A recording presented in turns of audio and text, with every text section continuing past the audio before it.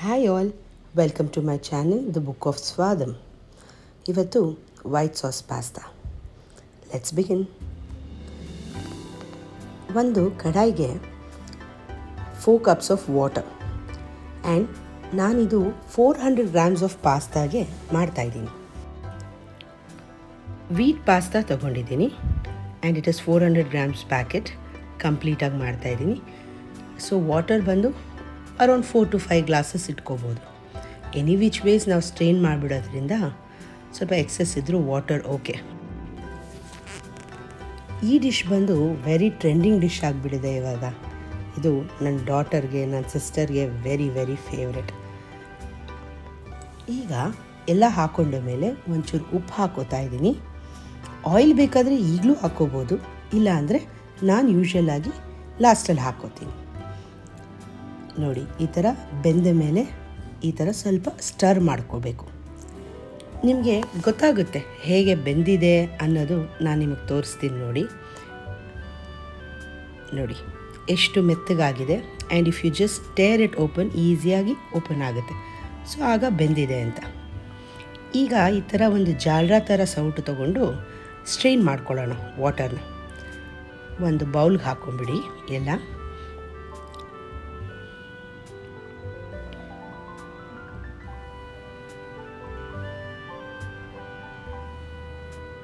ಈಗ ಈ ಥರ ಬೌಲ್ಗೆ ಹಾಕೊಂಡ್ಮೇಲೆ 1 ಸ್ಪೂನ್ ಆಯಿಲ್ ಹಾಕ್ಕೊಂಡು ಚೆನ್ನಾಗಿ ಮಿಕ್ಸ್ ಮಾಡ್ಕೊಳ್ಳಿ, ಸೊ ದ್ಯಾಟ್ ಎಲ್ಲ ಕಡೆ ಅದು ಸ್ಪ್ರೆಡ್ ಆಗುತ್ತೆ ಅಂತ. ಇನ್ನೊಂದು ಕಡೆ 2 ವಾಟರ್ ಗ್ಲಾಸಸ್ ಮೆಷರ್ಮೆಂಟಲ್ಲಿ ಹಾಲು ಚೆನ್ನಾಗಿ ಕಾಯಿಸ್ಕೊಳ್ಳಿ. ಓಕೆ, ಈಗ 1 ಟೀ ಸ್ಪೂನ್ ಮೈದಾ ಹಿಟ್ಟು, ಗೋಧಿ ಹಿಟ್ಟು ಮಿಕ್ಸ್ ಮಾಡ್ಕೊಳ್ಳಿ. ಗಾರ್ಲಿಕ್, ಆರಿಗ್ಯಾನೋ, ಚಿಲ್ಲಿ ಫ್ಲೇಕ್ಸ್, ಸ್ವಲ್ಪ ಕೊತ್ತಂಬರಿ ಸೊಪ್ಪು, ಇದನ್ನು ರೆಡಿ ಮಾಡ್ಕೊಳ್ಳಿ. ಈ ಕಡೆ ಹಾಲಿಟ್ಟಿದ್ವಲ್ಲ, ಅದು ಹುಕ್ ಬಂದಮೇಲೆ ಆಫ್ ಮಾಡಿ ಸೈಡ್ಗೆ ಇಟ್ಕೊಂಬಿಡಿ. ಹಾಟ್ ಮಿಲ್ಕೇ ಇರಲಿ, ಏನು ಪ್ರಾಬ್ಲಮ್ ಏನಿಲ್ಲ. ಓಕೆ, ಈಗ ಒಂದು ಬಾಣಲಿ ತೊಗೊಳ್ಳಿ. ಆ ಬಾಣಲಿಗೆ ಒಂದು 3 to 4 ಟೇಬಲ್ ಸ್ಪೂನ್ಸ್ ಆಯಿಲ್ ತೊಗೊಂಡಿದ್ದೀನಿ, ಯಾಕಂದರೆ ಕ್ವಾಂಟಿಟಿ 400 grams ಇದೆ. ಅದಕ್ಕೆ ಬಟರ್ ಹಾಕ್ಕೊಳ್ಳಿ, 1 ಟೇಬಲ್ ಸ್ಪೂನಷ್ಟು. ಆ್ಯಂಡ್ ಸ್ವಲ್ಪ ಮಿಕ್ಸ್ ಮಾಡ್ಕೊಳ್ಳಿ, ಬಿಕಾಸ್ ಬರೀ ಬಟರ್ ಹಾಕಿದ್ರೆ ಸೀದಂಗೆ ಆಗಿಬಿಡುತ್ತೆ. ಆಯಿಲ್ ಜೊತೆ ಮಿಕ್ಸ್ ಆದರೆ ಏನು ಪ್ರಾಬ್ಲಮ್ ಇಲ್ಲ. ಅದು ಮೆಲ್ಟ್ ಆಗಲಿ.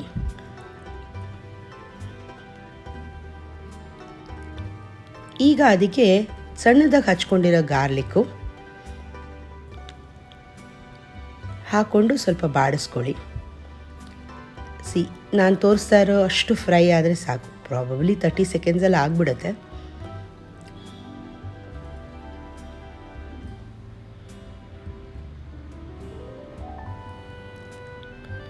ಈ ಥರ ಫ್ರೈ ಆದಮೇಲೆ ಇವಾಗ ನಾವು ಅದಕ್ಕೆ ಚಿಲ್ಲಿ ಫ್ಲೇಕ್ಸ್,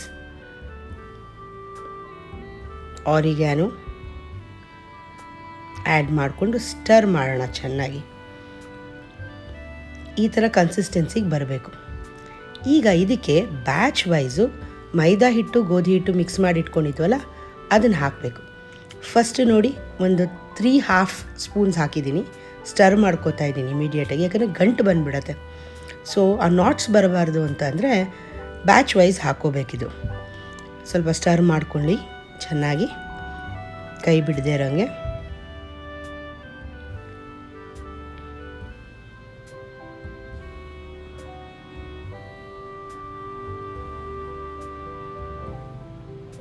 ಈಗ ಇನ್ನೊಂದು ಸೆಕೆಂಡ್ ಬ್ಯಾಚ್ ಹಾಕೋತಾ ಇದ್ದೀನಿ.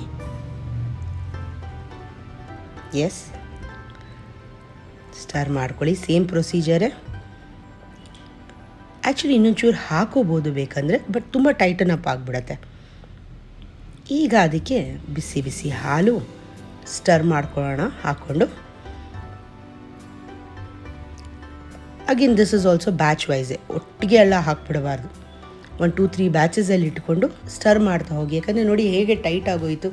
ಅದು ಮೈದಾ ಮತ್ತು ಗೋಧಿ ಹಿಟ್ಟಿಂದ ನಿಮಗೆ ಥಿಕ್ ಕನ್ಸಿಸ್ಟೆನ್ಸಿ ಬರುತ್ತೆ. ಒಂದು ಸ್ವಲ್ಪ ಬಾಯ್ಲ್ ಆಗೋಕ್ಕೆ ಸ್ಟಾರ್ಟ್ ಆದಮೇಲೆ ಸೆಕೆಂಡ್ ಬ್ಯಾಚ್ ಹಾಲು ಹಾಕ್ಕೊಳ್ಳಿ.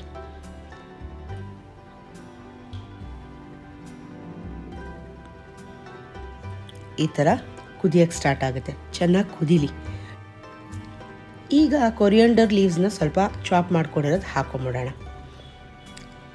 ಆ್ಯಂಡ್ ಸ್ವಲ್ಪ ಒಂದು 1 ಮಿನಿಟ್ ಕುದಿಯೋಕ್ಕೆ ಬಿಟ್ಟಾದಮೇಲೆ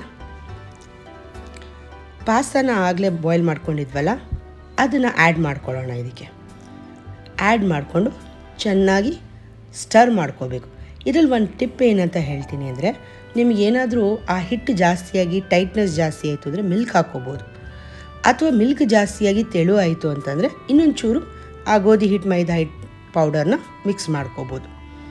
ಓಕೆ, ಫಸ್ಟ್ ಟೈಮ್ ಮಾಡೋರಿಗೆ ಅದು ಸ್ವಲ್ಪ ಪ್ರಾಬ್ಲಮ್ ಬರುತ್ತೆ, ಬಟ್ ಇದೇ ಮೆಷರ್ಮೆಂಟಲ್ಲಿ ಮಾಡಿಕೊಂಡ್ರೆ ಫೈನ್. ನೋಡಿ, ಈ ಥರ ಪಾಸ್ತಾ ಹಾಕಿದ್ಮೇಲೆ ಚೆನ್ನಾಗಿ ಮಿಕ್ಸ್ ಮಾಡಬೇಕು. ಇವಾಗ ನಿಮಗೆ ಸಾಸಿ ಪಾಸ್ತಾ ಬೇಕು, ಇನ್ನೂ ಸಾಸ್ ಜಾಸ್ತಿ ಬೇಕು ಅಂದರೆ ಸ್ವಲ್ಪ ಮಿಲ್ಕು ಮತ್ತು ಹಿಟ್ಟು ಹಾಕ್ಕೊಳ್ಳಿ ಎಕ್ಸ್ಟ್ರಾ. ನಾನು ಸೆಮಿ ಡ್ರೈ ಮಾಡಿದ್ದೀನಿ. ಚೆನ್ನಾಗಿ ಮಿಕ್ಸ್ ಮಾಡ್ಕೋಬೇಕು. ಆ್ಯಂಡ್ ನಾವು ಪಾಸ್ತಾಗೆ ಸಾಲ್ಟ್ ಹಾಕಿದ್ರಿಂದ ಮತ್ತೆ ಏನು ಸಾಲ್ಟ್ ಬೇಡ, ಬಟ್ ಬೇಕಂದರೆ ನಾವು ಇದು ಮಾಡ್ಕೋತಾ ಇದ್ವಲ್ಲ ಮಿಲ್ಕೆಲ್ಲ ಹಾಕಿ ಗ್ರೇವಿ ಕನ್ಸಿಸ್ಟೆನ್ಸಿ, ಅದಕ್ಕೊಂಚೂರು ಟೇಬಲ್ ಸಾಲ್ಟ್ ಹಾಕೋಬೋದು. ನೋಡಿ ಹೇಗೆ ಸಾಸಿಯಾಗಿ ಕ್ರೀಮಿಯಾಗಿ ಬರ್ತಾಯಿದೆ. ಆ್ಯಕ್ಚುಲಿ ಇದು ಸ್ವಲ್ಪ ಬ್ಲ್ಯಾಂಡ್ ಟೇಸ್ಟ್, ಸ್ಪೈಸ್ ಅಪ್ ಮಾಡ್ಕೊಳ್ಬೋದು. ಪ್ಲೇಟ್ ಮಾಡೋಣ.